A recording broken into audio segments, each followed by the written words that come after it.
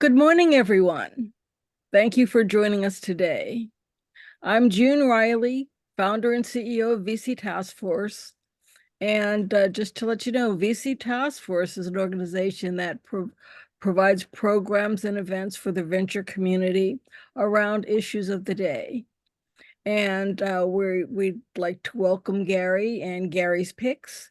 And he always has a fantastic interview with an up and coming CEO, and it's always delightful and a learning experience. So Gary, take it away. That's great. Thanks, June. It's great to be here. As June said, my name's Gary Fowler. I'm a serial entrepreneur and investor. I've been involved in 17 startups and several unicorns. I was on the original management team at Click Software, which was sold to Salesforce for $1.35 billion, and also Eva.ai, an AI HR tech company. In fact, one of the first generative AI companies, pre-transformer models that we founded in 2016. We believe that intellectual capacity is evenly spread around the world, but opportunities are not. And with that, I have one of our incredible companies, Moticheck, and Martin was one of our outstanding startups that came through GSD. Actually, he's originally from Estonia, and we're pleased to have him here today, pleased to have him with a company that's really changing the world and make it a little bit better. So with that, Martin, how are you doing today? I'm good. Thank you, Gary. How are you? Good. Where are you today? I'm in office in Tallinn. It's already afternoon, actually 8 p.m. So it has been quite a long day. 12 hours in office, including a good run of 12 Ks in metric system. So, wrapping up the day. No, that's great. And, the startup network, the startup environment in Estonia is quite robust. Why is that, Martin? Well, I think there are a few reasons. First of all, the country is super small. I mean, it's only 1.3 million inhabitants. So it's quick to react to changes, and it's quick to turn around. I mean, it's not a big ship to turn around, right? So all the digitalization and AI and stuff is coming up really quickly. That's the one part of it. But the other is general business environment as well. Just as one pick of the facts, we don't have any tax on a capital that the company is reinvesting into its activities. So we can reinvest the capital in companies without paying taxes. So you pay only once you take the money out of the company, paying dividends or salaries, etc. So the tax environment is really supportive as well to grow. And then the tech scheme as such is quite considerable, considering the number of people, or especially in on a labor market. So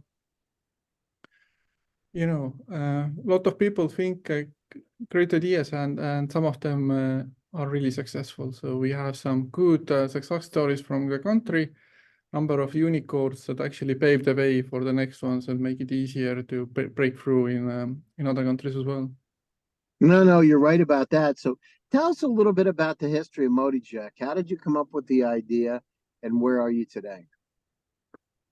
Well, it's not very original story in a sense that it comes from my own personal pains. I was a bit more than 2 decades in working in financial industry, in banks, retirement, the funds, life insurance, that kind of companies, and those companies are very good to train you, to educate you from junior to becoming really a leader.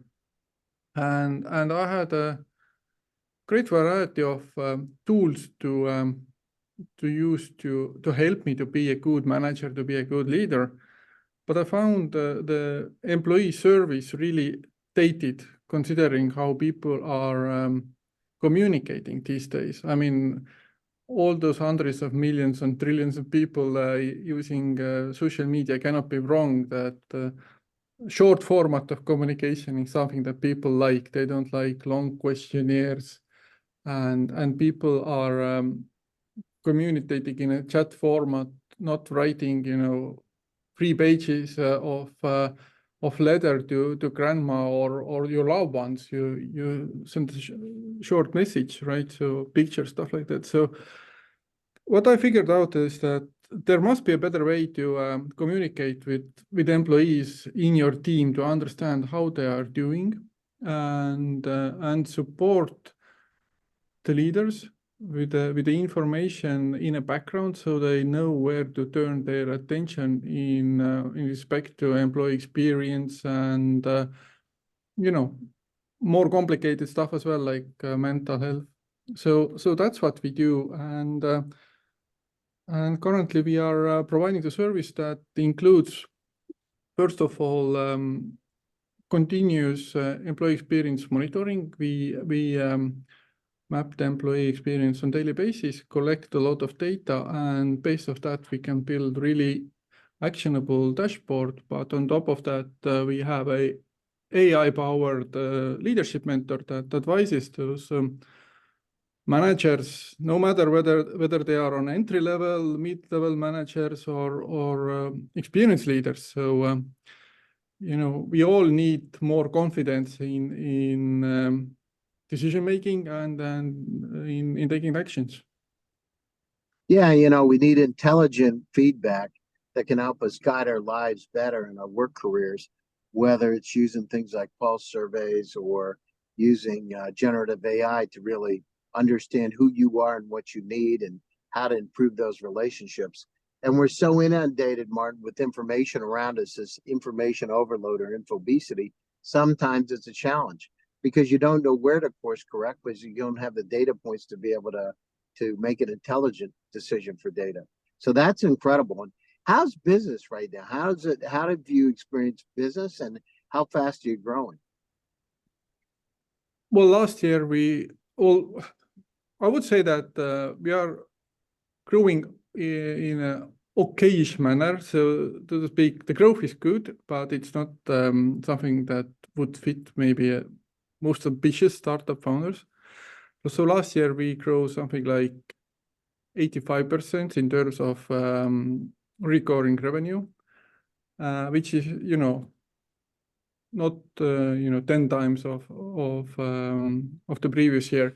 But considering the economic environment where we're operating, the country's GDP is actually in decrease, so and the neighboring countries as well. So considering our sort of why is that, Martin? Why is the GDP going down? What's happening?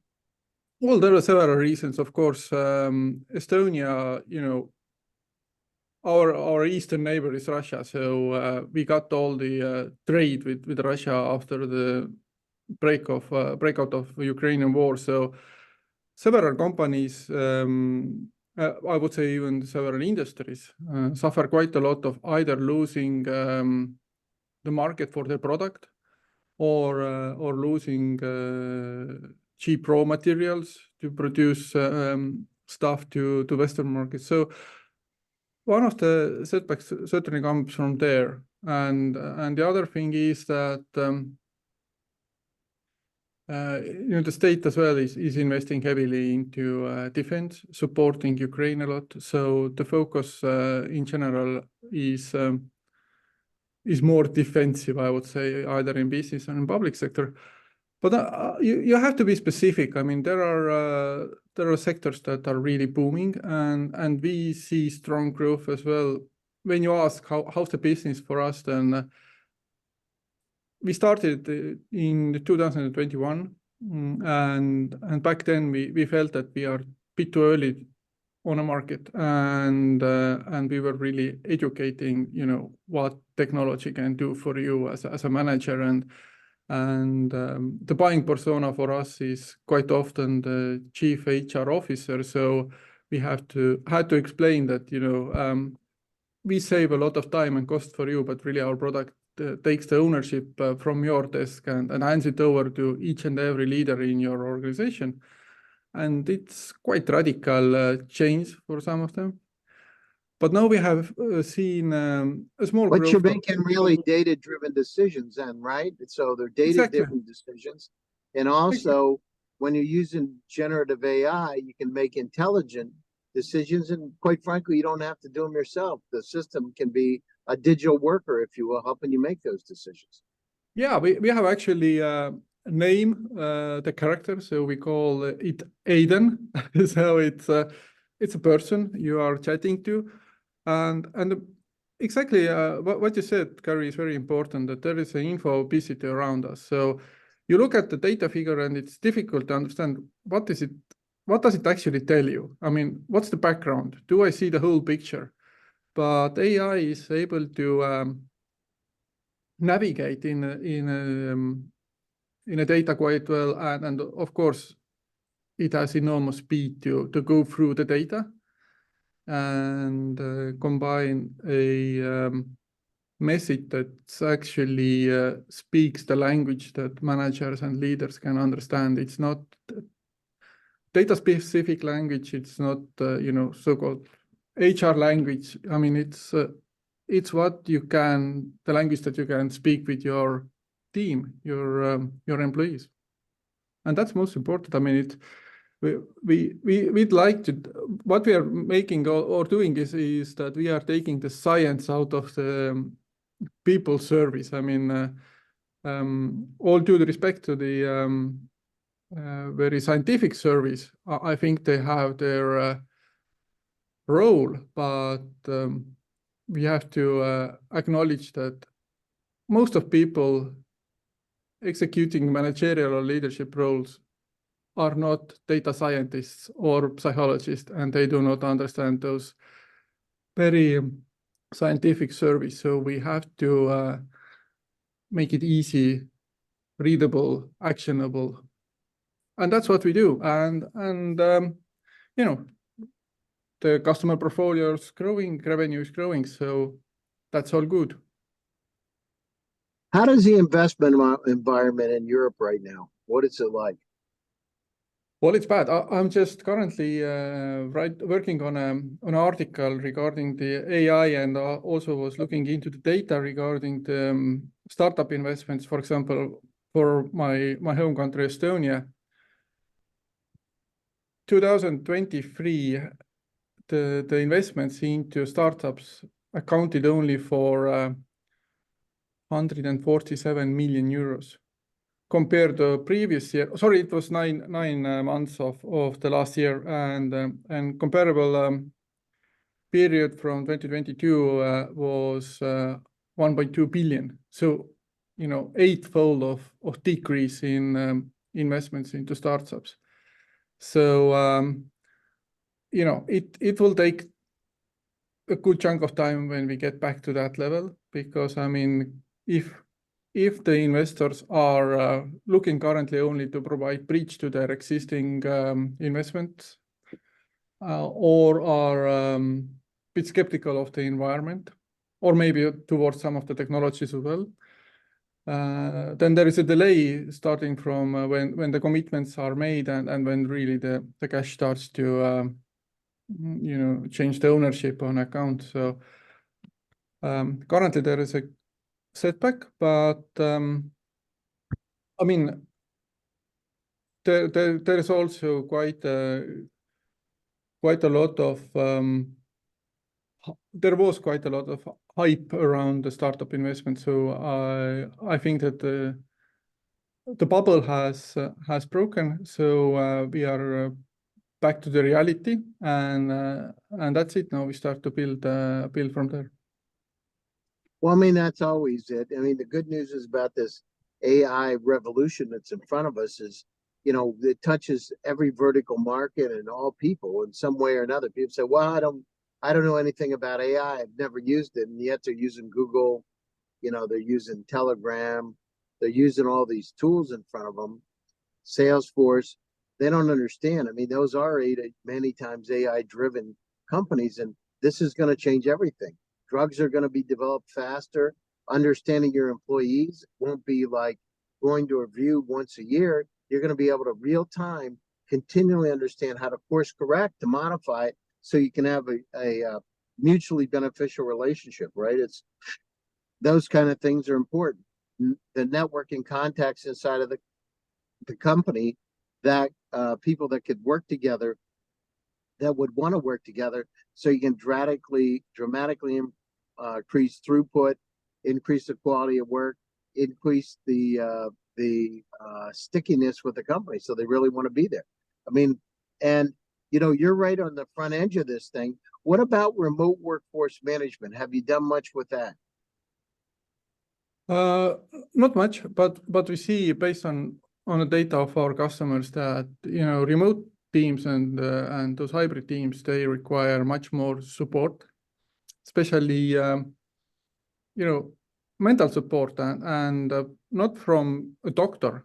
It's from your colleagues, from your direct manager, just to be there. And I was just going through also one of the surveys conducted by one of the Big Four auditors, and it quite clearly indicated that the biggest mental issues that we experience at work are originating from overload of work, constant monthly tasking, constantly being available, and also micromanagement as well. So all those items can relate to hybrid work and remote work very, very directly. Well, and the other thing is you need to know how that employee responds to certain types of people. Some Exactly. people like to have a more submissive role. Some like to have a more dominating role. Some like to go down through and have somebody that brainstorms with them. They each have a different way of approaching it. And the faster these companies understand how to best optimize that relationship with the employee, the greater the stickiness is going to be. People aren't going to want to leave their companies, in my opinion. They're going to want to stay, because you won't feel like a business component or a cog. You'll feel like you're a friend, right? You're really part of something. And that's the other part of the equation. You got to reward those employees. Sometimes we forget. You go down through and do spiffs, bonuses, all kinds of ways to be able to get them excited about working for your company. Because when it's all said and done, one of the most, if not the most expensive, expense are the people, right? And the people that come into your company, if you're looking at it, you're going to go down through, and you need to make sure that you're really curating those people, those employees, just like you want to be coalesced and help. You want to get down through and understand what's the best way to deal with them. What do you want to do for fun? Sometimes we forget about fun. We only think about work. But how do you what makes you laugh? How can you have bonding experience with those employees? So it's just it's a frontier that's been enhanced because of generative AI. Now we can do things a lot faster. It's not going to take a year to get an employee review. You can do it in seconds. You can do it real time. Exactly, and that's very important what you said, Gary, that people need to have recognition, and that also applies to the managers, the leaders. So getting more confidence, getting data that says that the things that I do well, or there are things that I do well, and get the confirmation that the change that we applied was the right one. I mean, that's important for the managers to have the confidence to continue the path of making changes, for example. So that's very important. And also what I think that when you talk about AI, I know that you write also a lot of AI. I was just thinking back when I went to the university, and my dad was working on a computer, which was something like a new thing, at the end of 80s, and his generation, with the friends, they talked that who works on a computer and who doesn't. Currently, we don't say that I'm working on a computer. I'm either reviewing a budget or writing an article, or the computer is just a tool. It's a mean of achieving exactly something. And sometimes and we AI forget is the about it. same. Right. Yeah. Well, the thing is with AI, the only difference with AI, it's a tool, but when you start to build compassion and empathy and ability to work autonomously like a digital worker, right? You can change things because your costs are going to be so much skinnier and the production's going to be so much higher. It's going to be, my thing is, in fact, Sam Altman just said about a week and a half ago, he's looking for the first $1 billion company that only has one employee. And he thinks it's going to happen sooner than later. And I think so too. One real employee, lots of digital workers, but one real employee. Well, imagine that becomes a super army, a super group of people that can help you grow your business like nobody's ever done before. Yeah, I mean, depends, of course, what the diversity of products or services that you provide in a company. But one thing is sure that, if the work is very routine, then we cannot beat the machine. The machine makes the work much better than we do the routine work. So, that's the reality.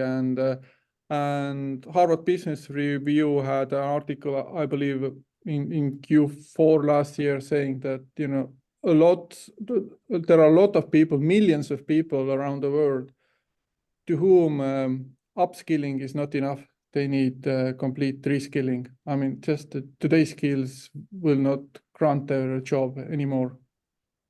That's the harsh Well, they reality. don't want to become dinosaurs in their own world, right? You don't want to, because, the two groups that want to understand the data and people don't. You don't want to be in the group that doesn't, because nothing good's going to happen. You won't have the quality of life, in my opinion, that you would want on the other side. So strive. So what happens? The last question, and then we're going to close the show. So how do you keep yourself positive, Martin? Because there's ups and downs and ins and outs building a company. How do you keep yourself positive so you're every day you want to go in and get the job done? Well, I joined the apps. I mean, winning any customer, reading a customer review in LinkedIn, which is extremely positive. How can you not be happy about it?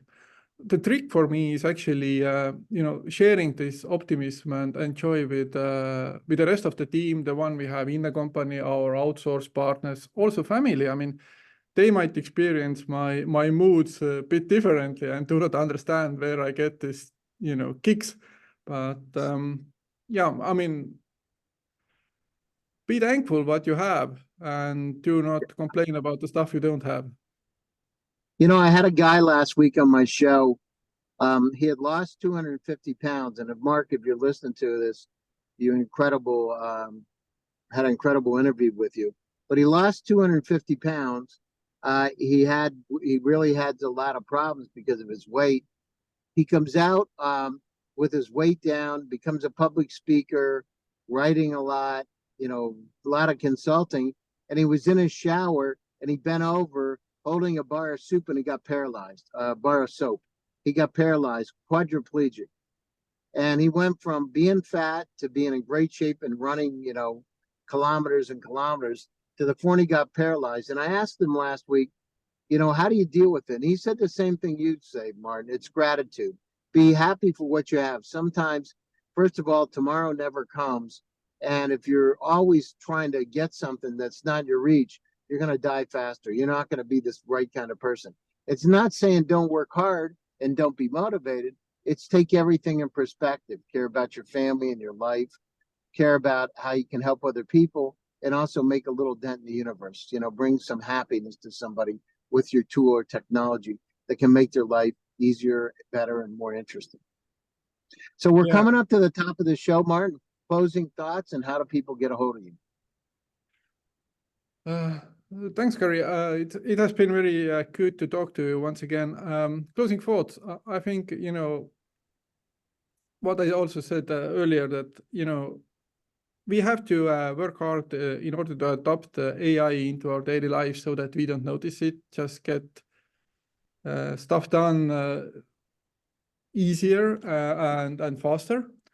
And also we can, make a lot of sense to our current jobs and roles with AI. Just make it more clear and transparent and efficient, therefore, as well. But when people want to get in touch with me, LinkedIn is the best source, but of course you can find us on our webpage, moticheck.com. No, I appreciate it, Martin. Thanks for taking time out of your busy schedule. And thanks to all the viewers for one more time joining Gary's Pick. My name is Gary Fowler, and I'm your host. You know, stay happy, stay safe, and stay healthy. And listen to what Martin said. Be happy for what you have. That's not to say don't work hard and have dreams, but be happy. And once in a while, you know, understand, be thankful for what you have. Work hard, play hard, enjoy life, help your family and friends, and go out there and get them and get shit done, as we say at GSD. Believe in your dreams because they're critically important.